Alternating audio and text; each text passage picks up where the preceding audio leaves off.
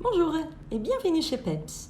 Je finis la vidéo précédente en parlant de la nécessité pour le bébé d'expérimenter physiquement les possibilités et limites de son corps. C'est la raison qui nous permet de soutenir qu'on ne peut pas accélérer les développements psychomoteurs du bébé. Mettre le bébé assis, le mettre debout, le tirer pour marcher avant qu'il ne fasse par ses propres moyens peut être délétère pour lui. Quelle conquête quand un bébé arrive à se retourner seul, à s'asseoir, à faire du quatre pattes, car ces expériences sont des expériences des limites et possibilités corporelles, mais surtout, elles sont accompagnées de la jubilation des adultes autour. Quand on pousse l'enfant dans une position pour laquelle il n'est pas encore prêt, on le prive à la fois de l'expérience corporelle, et je parle ici de la mise en tension musculaire, des appuis au sol, de la conquête de la gravité, mais aussi de l'émotion qui accompagne ces conquêtes et du regard admiratif et fier de l'adulte. L'enfant qui n'est pas prêt éprouve de l'appréhension et de la peur qui ne peuvent pas être mises en mots car pas reconnues par les parents. Pour des raisons que je ne pourrais pas énumérer et peut-être même pas expliquer, les enfants qui vont être étiquetés agités, hyperactifs sont des enfants qui présentent des fragilités dans cette construction. L'enfant agité a besoin de maintenir par le corps en mouvement une image corporelle pas trop stable. Cette recherche de mouvement et par conséquent des sensations permet de ressentir une sorte de consistance corporelle, de se rappeler que le corps est là. Ça nous arrive aussi dans de nombreuses situations. Le besoin que nous avons de nous tortiller au lit au moment du réveil ou de bouger en membre lorsqu'il est endormi, de bouger pour maintenir notre attention pendant une réunion, quand on attend le métro. Une sorte de rappel que le corps est toujours là.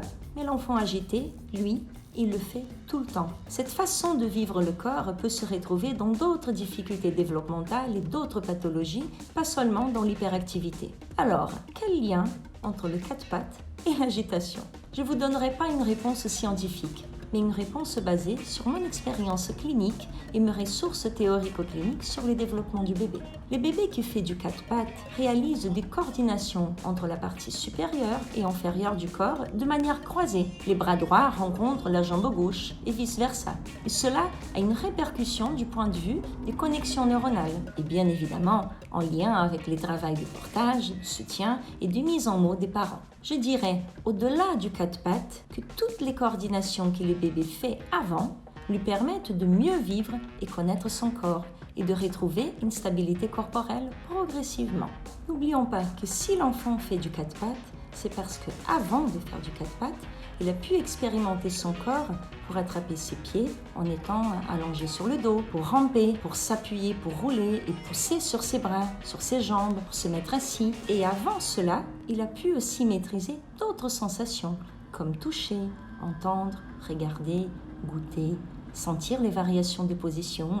La question de l'hyperactivité est très à la mode aujourd'hui. Beaucoup d'enfants agités sont étiquetés TDAH très tôt. Lorsqu'on s'intéresse justement à l'organisation psychocorporelle de ces enfants, on s'aperçoit qu'il s'agit d'enfants qui investissent leur motricité et leur corps d'une manière très particulière. C'est tentant de poser l'étiquette et de donner des médicaments, quoique pas facile. J'ai entendu récemment un papa qui me racontait à quel point ça lui remuait le cœur de donner des cachets à son petit de 6 ans tous les matins. Cela peut être une partie du traitement, mais pas la totalité. L'agitation de l'enfant pose la question des prises en charge pour l'enfant et de l'accompagnement des parents. Ce sont des enfants qui ont besoin d'un travail qui relie les expériences corporelles et les expériences émotionnelles, psychiques.